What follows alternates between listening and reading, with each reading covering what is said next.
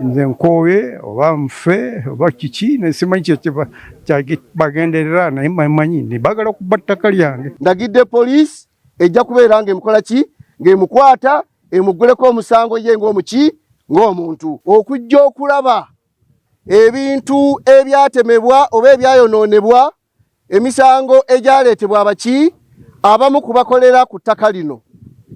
Olukiiko lwe twasembayo okutuula nammwe twabagamba buli muntu abeere ku kibanja abeere waakolera nga talumbagana muki munne. Tetwetaaga kuyiwa muki musaayi. Abasinga abakolera ku ttaka lino mukimanyi bulungi nti ettaka lino si lyammwe, wabula eyakuleeta akugamba nti ettaka liki lirye, gwawe okoma okukola ki okumanya. N'olwekyo abakayanira ettaka lino ababiri abo bo mubaleke ensonga zaabwe ziri muki mu kkooti. Ffe ekitubeeza wano ng'abantu n'abakulembeze kwe kulaba nti waliwo emiki emirembe. Abantu abakolerawo mukolere mu miki mu mirembe awatali kulwanagana wadde okwerumbagana, nga bwe tulinda ensala ya kkooti okutulambika obulungi ani nannyini ttaka omuki omutuufu era tutambule n'oyo. Njagala okubeewaza okutwalira amateeka muki mu ngalo. Njagala okubeewaza okulowooza nti bwe munaakola ebikolwa bwe bityo ebiyiikiriza bannammwe okubatemera emmere n'okugifuuyira n'okugyonoona nti gwe oli waggulu w'amaki w'amateeka. Teri muntu ali waggulu w'amaki w'amateeka. Tulina kubeera nga tugoberera amaki amateeka. Abaayi muntegedde bulungi. N'olwekyo okujja kwaffe kuno twagadde tukakasize ddala emisango egyo gye muleeta okuwaaba gyebiri oba tebikola ki tebiriiyo. N'olwekyo ekikoze obulungi poliisi nzize nayo. Abaayi mumpulira, tugireke ekole omuki omulimu gwayo ogw'okunoonyereza kubanga be bavunaanyizibwa ku ki kwekyo. Era n'aba ali mu nsonga ezo zonna ez'okwonoona ebintu oba ku sayidi ey'omuyindi oba ku sayidi eya famire huda ki bira ajja kusobola okubeera ng'akolebwako ng'amateeka bwe gakola ki bwe galagira. N'olwekyo omuntu yenna aneenyigira mu kukwonoona ebintu oba kwagala okulumbaga n'omuntu mu mbeera ey'obukambwe tetujja kikkiriza wano mu buki mu Butambala. Bagamba omuliro oguli ewa munno gukuyamba okwetereeza n'okukolanya ogwaki ogugwo. Butambala tebaddeemu kutiŋŋana, tebaddeemu kutemagana lwa bibanja naki na ttaka. Era tetubyagala kukola ki kubeeramu. Bwe mubanga mubiwulira bibeere eyo, naye abantu b'e Butambala balina okubeera nga we bakolera we babeera nga bali mu mirembe. Waba nga waliwo obutakkaanya amateeka weegali gabakole ki gabaluŋŋamye. Ku ttaka lino abagira bali bameka babiri, abafamira huda bbira n'omuyindi ebyo byabwe biruddawa mu kkooti. Mubirekere kkooti ekole omulimu gwaki gwayo. Ffe tukuume emiki emirembe, temwesosonkanya, temwerumbagana, temwekolako buki bulabe. Ebimu namwe mubyerabiddeko. Abamu baatugamba bayonoona ebintu tubagambe batutwale buli muntu akoze eki adduse buddusi. Bye tulabyeko tukoze eki tubirabye. Naye sobola kuyimirira wano kubakakasa nti ebyenda bye byebiki byebituufu. Obwo obukugu no poliisi yebukola ki yebulina. N'olw'ebigambo ebyo basebo ne bannyabo olutuula lwa leero tubadde tumanyi nti lujja kusingako wano, naye olw'embeera nga bweri tutambule neki nga bweri. Amawulire mugatwale nga bwe googeddwa, temwongeramu kintu kiki kirala kyonna kubanga buli kimu mbadde kkiriya nga njogera buli muntu ng'awulira ate nga nkozesa olulimi lwekola ki buli muntu lwategeera obuki obulungi.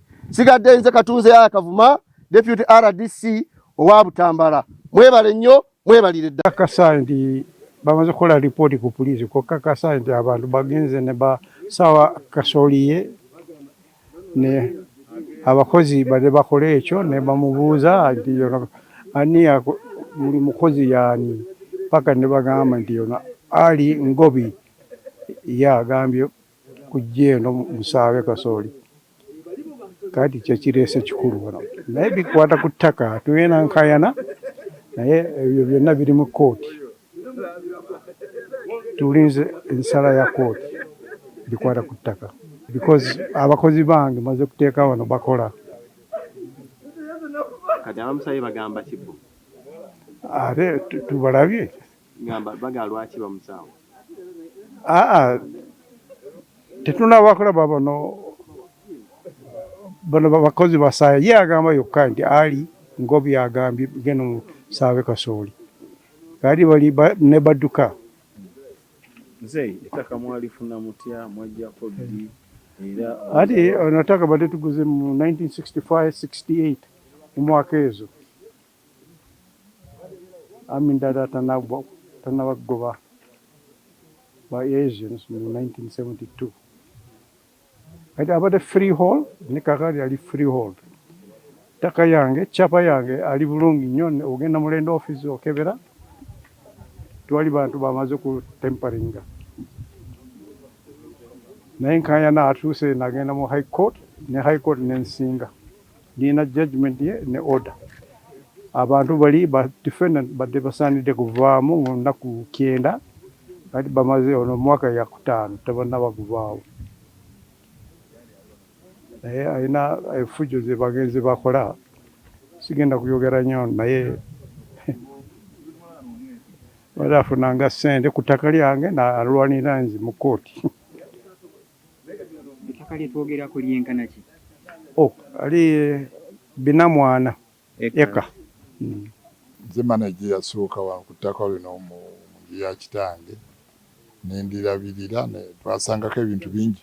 Twasanga ente nga 5,000 wano enzungu exotic cows netubeerako kuno ku ttaka kuliko emmwanyi kuliko jagare kuliko emmwanyi embisi biki nga tukolerako emirimu. Waliko n'ensamba z'emmwanyi wano byali bizimbe byali bingi bafiirwa ebintu bingi enewe okutuusa mu 1993 President Museveni lwe yayita bano ba Departed Asian Properties badde ba owners ne bakomawo mu 1993 94 oyo n'afuna certificate of ownership ffe ne tumuddiza ettaka lye kati baama bimuddiza n'abeerako n'atanga n'okukola emirimu n'obuyonzo yazizimba ne wavaayo abaagamba nti ne bakireyiminga nti ettaka lyabo tiraali lya jjajjaabwe. Mutala bwe lwatandikira ne bagenzi banoonyereza nga baga nti ttaka lino jjajjaabwe dda yalitunza lyali ddene nnyo mayiro zinga 6 nti yaliguza gavana lyonna. Kakati eno ne bagifuula faamu yali ya Queen nga bakolako n'amasanda na biki. Queen n'aguza omuzungu omu n'omuzungu omulala n'aguza omulala atuusa baaguza abayindi abalala baliko Alvindi ne babeerako kuno. Kati oluvannyuma ennyo ne baguza Gramson Habib taata w'abaana abo Babadudin baalibo batuuze bano nga bali Kiriri kati ne bajja ttaka ne balikoze balina ebintu bingi. Ebizibu bye nnyina nti abantu bano ba Huda Bira ne bazzukulu zaabwe bali awo ne kooti ne nange bali mu kubba ttaka lyange kubanga nnyina ne kyapa kyange ali freehold. Eno ttaka atandikidde nga mayiro mu 1914 ennyini abadde Huda Bira jjajja y'abano balwanira n'enze naye n'atunda ku bazungu ne kyapa kyabwe kiraga ali duplicate kyapa yaabwe kiraga nti Huda Bira atunze ettaka to His Excellency the Governor mu 1914. Kati juzi tugenze mu High Court Civil Case tabalaze mu kooti kyapa ekyo naye ennaku zino engeri gye batambuza bintu ne bakyusakyusa pleader n'ekyo kikirabise kyapa kyabwe era kiraga ewandiiko. Ate oba ogenda kufuna original title mu land office era kiraga ekimu. Kati bano nga balemye kutegeragana bagamba nti ono ttaka badde ku liizi biki ate kyapa gye bafunye kuva 1914 n'atuuka ku 1926 ne bafulumiza kyapa. Ekyapa yennyini alaga it's a freehold eka 400 ali mu Butambala ku mpiki 2. kati bali awo balembedde nze nsinze musango nfunye judgment yange nfunye n'oda kubajjayo mu nnaku 9 kakati basusse mu mwaka 5 bagaanye kuvaamu kubanga bataddemu appeal. Kati badde njagala Minisita Sam Mayanja asobole kuyamba nze tusobole okumaliriza zino musango. Tewali kintu kyamaanyi nnyo naye bano bali awo balwanirira ku bbongo nze nkooye oba nfe oba kiki nesimanyi kyebagenderera naye manyi nebagala kuba ttaka lyange nenyina capa era original yennyini nyina bali mu kusend mining batemye kibira namba aliwo mmere zebadde nsimbye ne bajjayo babbye ente zange mu biseera mwaka ezo ziseemu ne bantu bange badde bakola wange mirimu yange nyina n'abakozi ndekakati bakola ali ku mirimu yange bayagala tuviireko ttaka nti Badruddin tali ku ttaka naye sigenda kuvaayo kubanga nze yennyini ate sibeere ku ttaka bayagala kubagana n'abakozi bange. Kati lwaleero nga tuzze oyo abadde kasooli yange abakozi bamaze kulima ne bagenze ne basaawa. Kati tulinze tumaze kuyingiza musango tulabe mu maaso kigenda mu maaso. Kati ono mukulu kyakoze mayimbe ya lugezera kyakoze nti afunye power of attorney kuva ku defendants by administrator ne bazikulu zaabwe oli Ali Ngobi. Kati Ali Ngobi agobanya buli kintu asoose kukola kyatandise okukola kuba abantu ku ttaka ettaka ze defendants badde atunze kubali ate ne bakola ne kipuli title deed ya kipuli ku kyapa kyange n'oyo ali intact tewali bizibu naye kali awo bali mu kukola ebyo bali awo kuzanyazanya kulemesa ebigambo bigende biyongere ne sisobola kuteesinga wenva ne wengenda naye byonna biri bulungi mu kooti. Ndi mutabani wa Haji Bumali Nyanzi.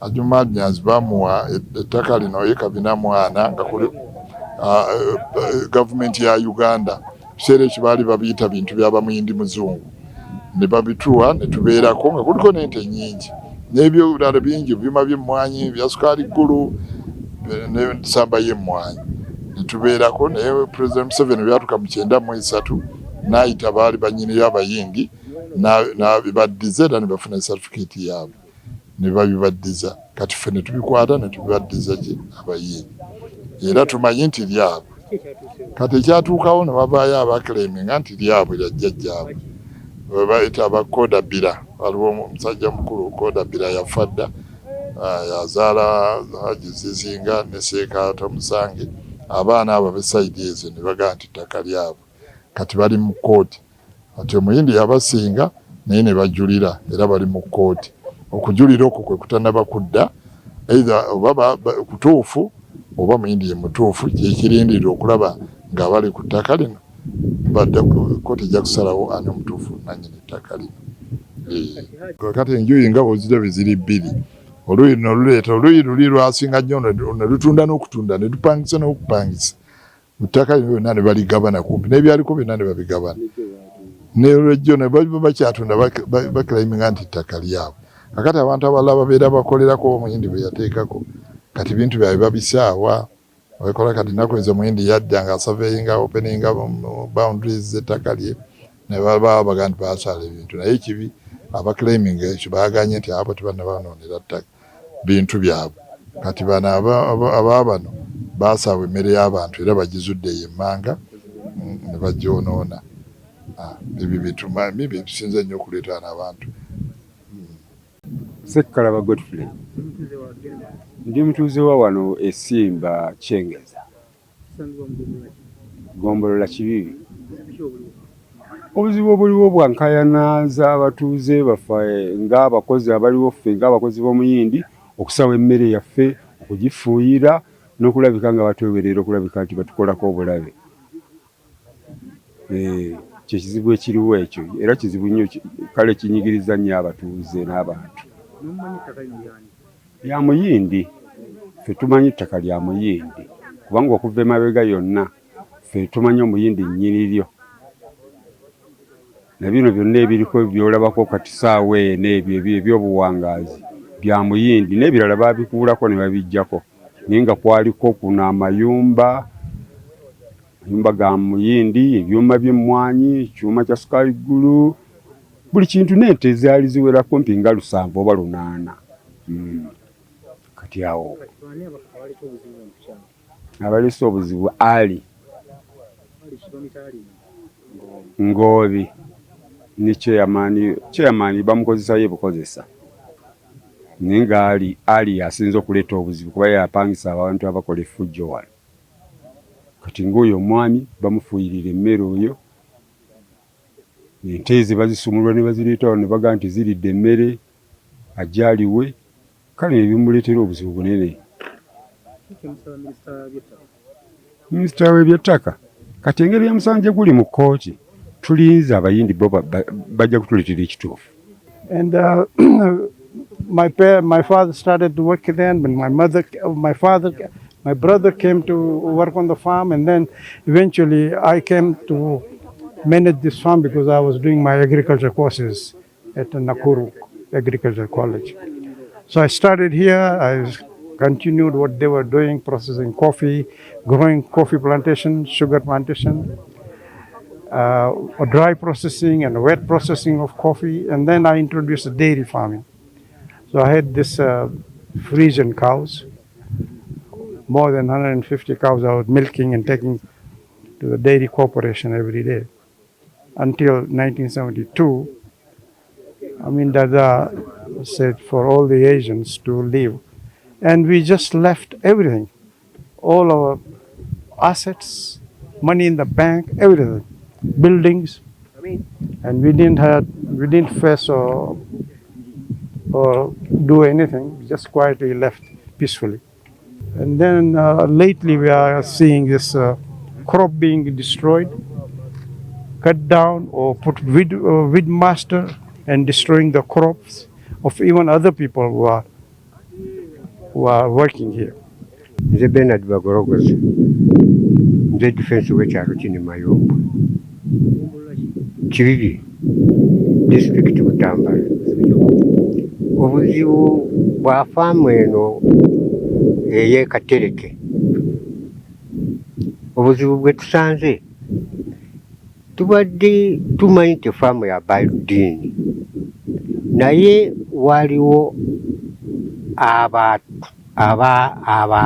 abamu abeeta nti be bannannyini Sujja, Asadu, Kiraga ne Kasajja. Kaakati abatuuze abo tugenze kulaba nga gaffe abatuuze kituyisiza bubi, boonoona ebintu by'abatuuze abalimiramu, ate ng'omusango gukyali mu kkooti tibinaba. Kale nga nitusaba abasobola bayambe omusajja ffe tumanyi tefaamu yiye ya Badruddin Habibu Gwamusoni. Naye ffe wetukulidde kubanga ku kyalo kuno mazeeko emyaka 5 nga omusajja wakolamu, yalinamu ente, yalinamu ebyuma by'emmwanyi, yalinamu zidaire z'amata, byonna baabyonoona byali byoyo. Kaakati emisango gwagendanga mu kkooti n'abasinga ne bamusaba ng'abasinze tuweeyo ebbanga tujje muki ebyaffe. Bwe yamalanga ng'omuntu ow'ekisa n'amala kubakkiriza, bwe baamalanga mu ebbanga bwemwefuulira ate ne bagaana kuvaamu. Ate kaakati abantu abandi badde nga bakoleramu nga batandika kwonoona ebintu byabwe. Kale ekintu ekyo ne kituyisa bubi ngaffe abantu b'ekyalo twakiraba bubi.